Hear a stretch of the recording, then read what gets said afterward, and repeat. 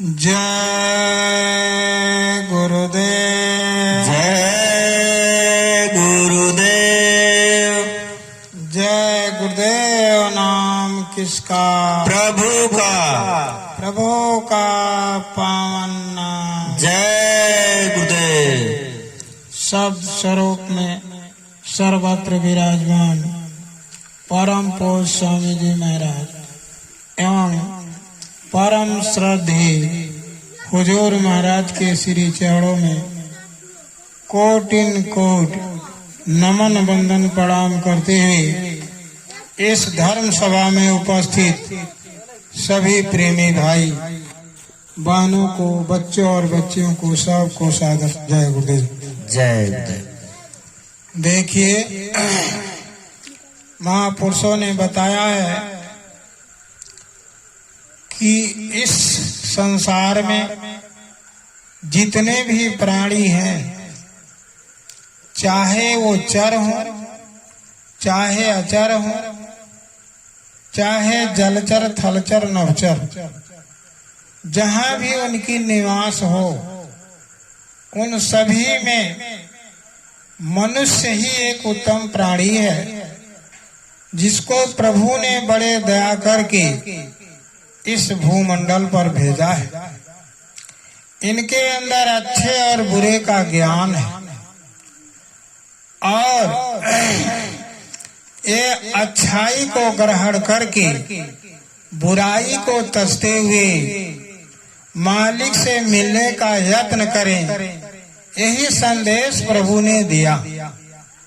जिस समय मनुष्य माँ के गर्भ में पल रहा था, उस समय प्रभु का संदेश निरंतर इसको मिला करती थी और उस समय असहनीय पीड़ा में प्रभु से प्रार्थना किया कि हे प्रभु, अब मुझे बाहर कर दो, फिर हम किसी के गर्भ में रह करके इतनी ज्वलन पीड़ा हम कभी नहीं सहेंगे। लेकिन है प्रेमियों, जब वो बाहर आया, उस गर्भ के पीड़ा और गर्मी को, बदबू को सब वह भूल गया। महात्माओं को सारी बात याद रहती है, महात्मा हम लोगों को समझाते हैं, लेकिन हम भौतिकवादी इस संसार के बनाने में, इस शारीरिक सुख के लिए हम उस बात को सुन करके अनसुन कर देते हैं।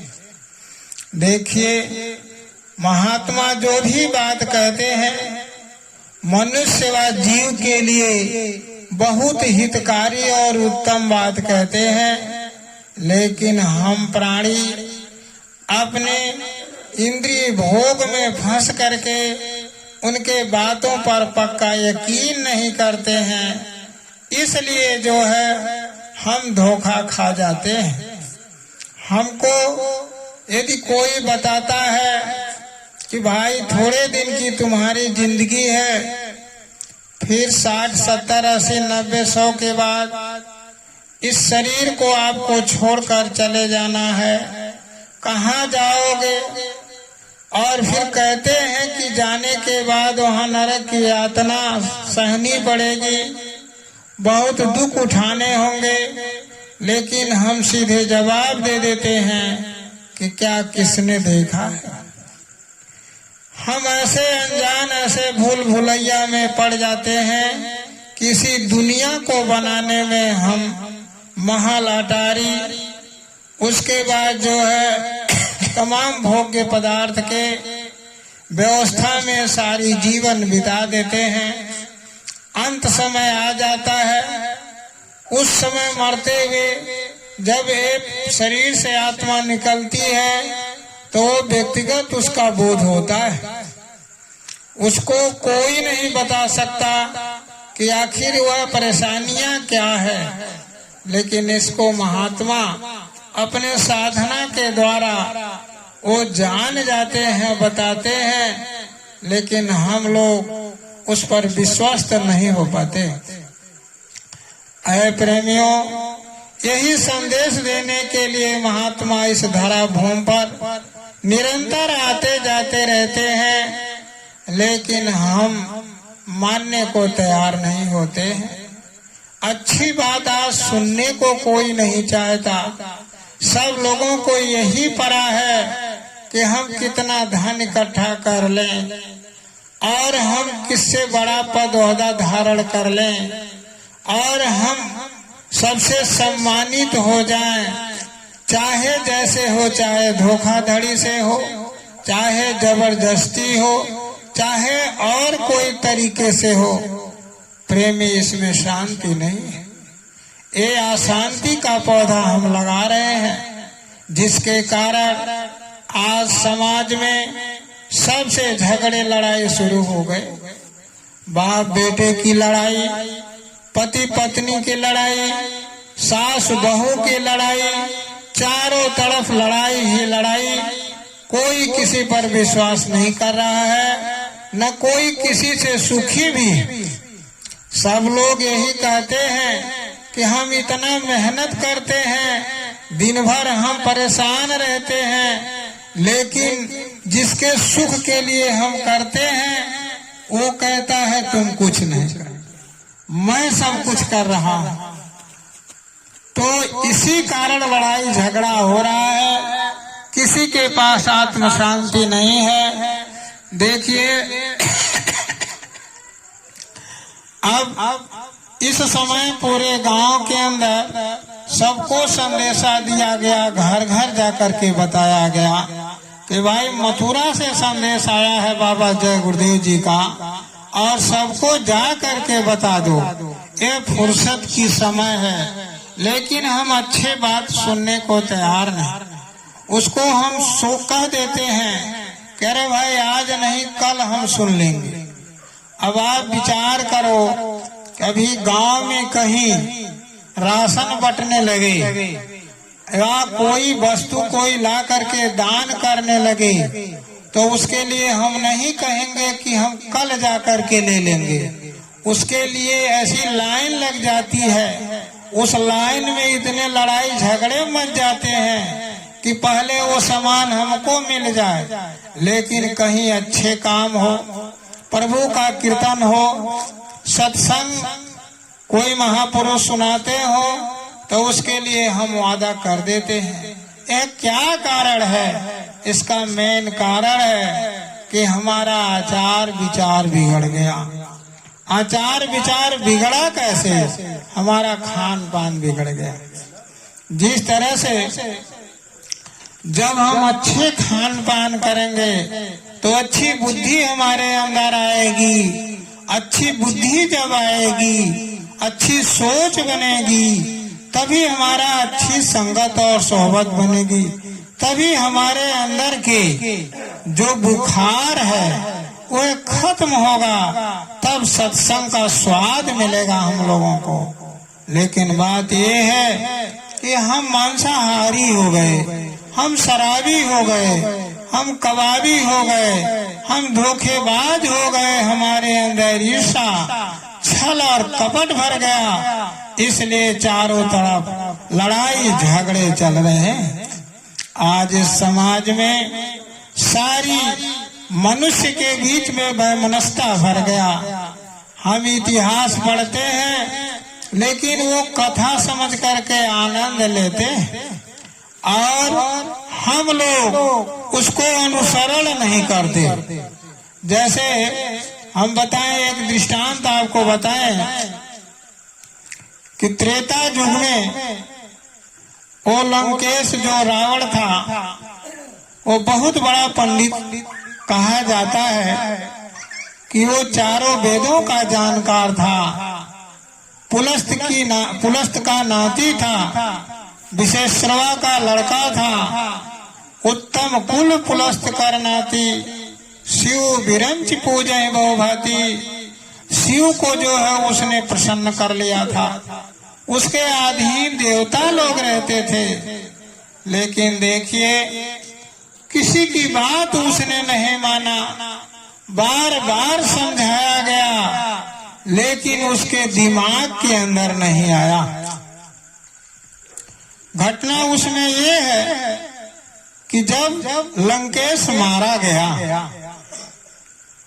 मंदोदरी आई कि भाई हमारे पति को किसने मारा। तो मंदोदरी आकर के रावण को देखती है और पूछती है लोगों से कि अरे भाई इनको मारने वाला है कौन, जरा उनका हम दर्शन करें। जो हमारे पति इतने बहादुर, सारे देवता इनके अधीन रहते थे, और इनको किसने मार दिया। लोगों ने बताया कि देखो वो समुद्र के किनारे शिला पर बैठे हैं, भगवान राम उस शिला पर बैठे थे। भगवान राम बड़े चिंतित थे, बड़े शोकाकुल थे। वो इस चिंता में थे कि इतना समझाया गया रावण को और उसने नहीं माना। मजबूर होकर के मुझे युद्ध करना पड़ा। आज ये सारे लाश पड़े हैं, सब लोग कोई अधमरे हैं, कोई पूरे मरे हैं। गिद्ध और अन्य जीव इनको नोच नोच करके खा रहे हैं। ये दृश्य बड़ा दुखदाई है। यही सोच रहे थे भगवान राम। मंदोदरी जाती है, भगवान राम के इर्द गिर्द सारे उनके मादरी सेना रही उनके सुरक्षा में। लेकिन जब ये पता चला कि मंदोदरी महारानी आ रही है तो सारे लोग हट गए कि लंकेश की रानी।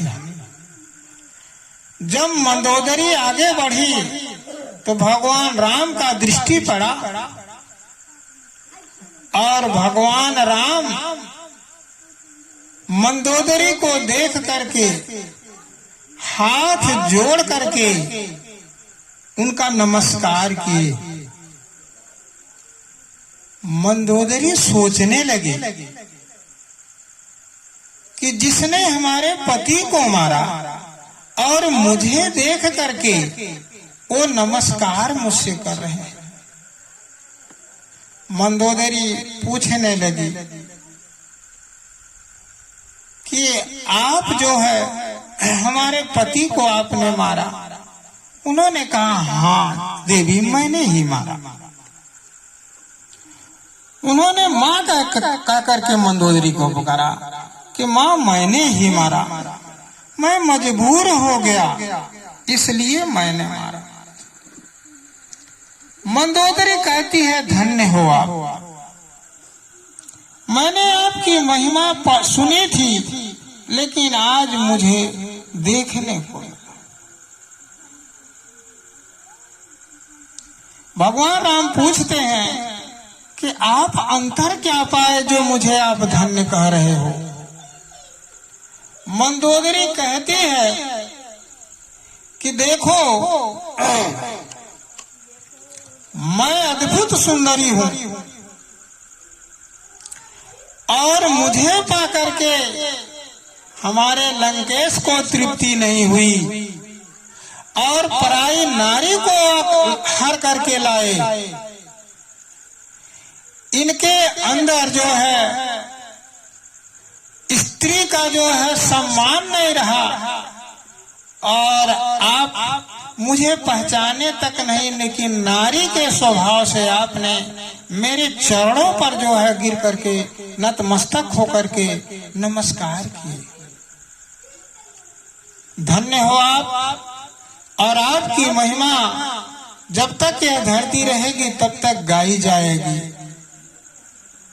तो आप विचार करो कि उस समय राम ने जो है उनके अंदर कोई छल कपट नहीं था, नारी की इतनी सम्मान वो किए। लेकिन आज हम देखिए आज समाज के अंदर नारियों के प्रति कितनी विकृति बढ़ गई है।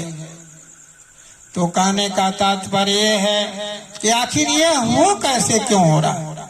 रावण के अंदर वो विकृति आई कैसे, क्योंकि वो मांसाहारी था, मांस खाता था।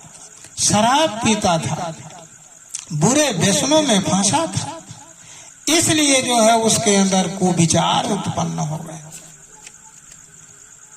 अब ऐ प्रेमियों, इसी के लिए महात्मा हम लोगों को समझा बुझा करके पठाए कि देखो समाज की व्यवस्था बिगड़ गई है, लोगों से जा करके कह दो, ग्राम वासियों को संदेश सुना दो, जन जन को बता दो, हम लोग अपने दोष से मुक्त हो गए।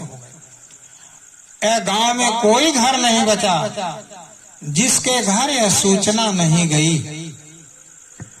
तो बाबा जी भी कहते थे कि मेरी अर्जी तुम्हारी मर्जी, बाकी आप लोग जानो। तो बाबा जी का संदेश 60 में आप लोग सुन लीजिए।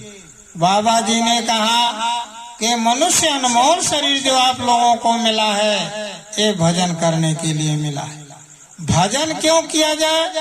भजन इसलिए करने को मिला कि 84 लाख योनियों में कहीं सुख नहीं है। राजा से लेकर के रंक तक, नवचर से लेकर के जलचर तक कहीं कोई प्राणी सुखी नहीं है। तुम्हारा ये देश नहीं है, तुम्हारा देश कहीं और है। उस देश को तलाश करो। महात्माओं ने देखा है, उनसे मिलो, वो भेद बता देंगे। लेकिन हम आप महात्मा को नहीं मानते। हम तो किताब विद्या पढ़ करके सोचते हैं कि हम सब कुछ जान लेते हैं इसी में। लेकिन ऐ प्रेमियों, ये किताबी ज्ञान से कुछ होने जाने वाला नहीं है।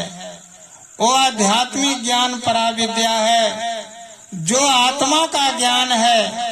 ये शारीरिक ज्ञान जो आपने MA BA PhD करके आपने कहा मैं बहुत ज्ञानी हो गया, लेकिन महात्मा कहते हैं सब शारीरिक विद्या है। वहीं घाट तक आपकी यह विद्या सब जल करके खाक हो जाएगी। लेकिन जो आध्यात्मिक विद्या है, आत्मा का विद्या है, प्राण का विद्या है, वो प्राण का विद्या, यह प्राण जब तक रहेगा तब तक उसके साथ रहेगा। प्राण कभी खत्म होने को नहीं। भगवान कृष्ण ने कहा प्राण को न कोई जला सकता है, न उसे कोई डुबा सकता है, न उसे कोई काट सकता है, न उसे कोई मार सकता है। वो अजर अमर अजय है। उसकी विद्या महात्मा बताते हैं, जिसको आध्यात्मिक विद्या का है। उस विद्या को जाननहार ये आत्मा आई कहाँ से और आत्मा कहाँ भटक रही है और किन किन मंडलों में वो दुख उठा रही है, ये सारी विद्या उनके पास होता है जो पढ़ लेता है और वो जानकार हो जाता है। तो गुरु महाराज का यानी मथुरा के बाबा जी का, बाबा जय गुरुदेव जी का विशेष संदेश यह है कि आगे का समय बहुत खराब है और आप मनुष्य तन में अपने जीवात्मा को बचा लो, क्योंकि आगे इतनी परेशानी आ रही है, भयंकर बीमारी आ रही है। यानी तमाम भूखमरी, अकाल सूखा पड़ेगा, बीमारियों में लोग त्रस्त हो जाएंगे, बहुत सारे लोग मर जाएंगे। इसलिए बाबा जी का कहना है कि लोग शाकाहारी हो जाएं, क्योंकि शाकाहारी जब आप हो जाओगे तो आपके अंदर सद्बुद्धि आ जाएगी, आपके अंदर अच्छे संस्कार बन जाएंगे, जिस संस्कार से आपको अच्छे बुरे का पहचान आ जाएगा। कोई नशा पान आप लोग नहीं करेंगे, अपने बच्चों को अच्छा सीख देंगे। आज के जमाने में हम लोग सोचते हैं कि उनकी बढ़िया पढ़ाई हो जाए, संस्कार की क्या जरूरत है, उनको अंडे खिलाया जाए, उनको मांस खिलाया जाए, हिष्ट पुष्ट हो जाए। ऐ प्रेमियों, इससे आपके बच्चे कल जाकर के माता पिता का कोई प्रेम व्यवहार नहीं समझेंगे। आज आप देख ही रहे हो, शादी हो जाने के बाद लड़के माँ को माँ नहीं कहना चाह रहे हैं, पिता को पिता नहीं कहना चाह रहे हैं। इसलिए बाबा जी का कहना है कि लोग अच्छा खान पान करें, शाकाहारी होकर के अपने घरों में 10 और 5 मिनट जो जिस धर्म को मानते हैं, चाहे ईसाई धर्म माने, चाहे इस्लाम धर्म मानते हो, चाहे सिख धर्म मानते हो, कोई धर्म मानते हो, धर्म कोई छोटा और बड़ा नहीं है। सारे धर्म का सार है दया करो, सत्य बोलो, किसी को मत सताओ, सबसे प्रेम करो। लेकिन ये धर्म के मजहबी में हम लोग फिरके बंदी में पढ़ करके अपने धर्म को ऊंचा, उसके धर्म को नीचा, जिसके कारण आज धर्म मजहब में लड़ाई मच गए। तो कहने का मतलब ये है कि बाबा जी यही बता रहे हैं कि धर्म के 4 पांव है, सत्य, अहिंसा, दया, प्रेम। इसको आप अपना लो, अपना खान पान शुद्ध कर लो। खान पान शुद्ध करने का मतलब ये है कि अपने मेहनत की कमाई खाओ, किसी का दिल मत दुखाओ, आए गए का सेवा सत्कार करो। यही बाबा जी का कहना है। अब इससे ज्यादा क्या कहा जाए, क्योंकि गांव वाले आए नहीं, सुनाना तो गांव वालों को था। अब हमारे ये प्रेमी सत्संगी सब जन है, ये तो बराबर सुनते आए हैं, बराबर मथुरा इनका आना जाना रहता है। ये निविया गांव में बहुत सारे सत्संगी पहले थे, लेकिन आज इस समय मैं देख रहा हूँ कि क्या सबके विचार बदल गए, सब भौतिकतावादी हो गए, इसलिए उनको अच्छी बात नहीं सुहाती है। तो फिर पुनः हम सभी लोगों से प्रार्थना करेंगे कि प्रेमी जन जो कोई जहाँ हो, उनके लिए विशेष संदेश यही है, आप लोग कान खोल करके सुन ले, ये आप शाकाहारी हो जाएं। शाकाहारी का मतलब सूखे गीले फल फूल और अनाज, दूध, दही, घी, अचार, फल फूल, मेवा, मिष्ठान। भूख लगे तो आप 10 बार खाओ। अपने मेहनत की कमाई, अपने जिस पर आपका अधिकार है, अपने पेड़ों का फल, किसी और का नहीं, इसको आप सेवन करो। आए गए को भी खिलाओ और 10-5 मिनट मालिक का इबादत करो। यह श्वास की पूंजी कब खत्म हो जाएगी इसको कोई नहीं जानता, इसलिए मौत को निरंतर याद करते रहो। और यह शरीर क्यों मिला, इसके विषय में किसी जानकार महात्मा का खोज करके मनुष्य शरीर का लक्ष्य पता लगा करके अपने जीवन को सफल बनाने का प्रयास करो। यही कहते हुए अपने बाड़ी पर हम विराम देना चाहते हैं। प्रेम से आप लोग बोलो जय गुरुदेव, जय गुरुदेव।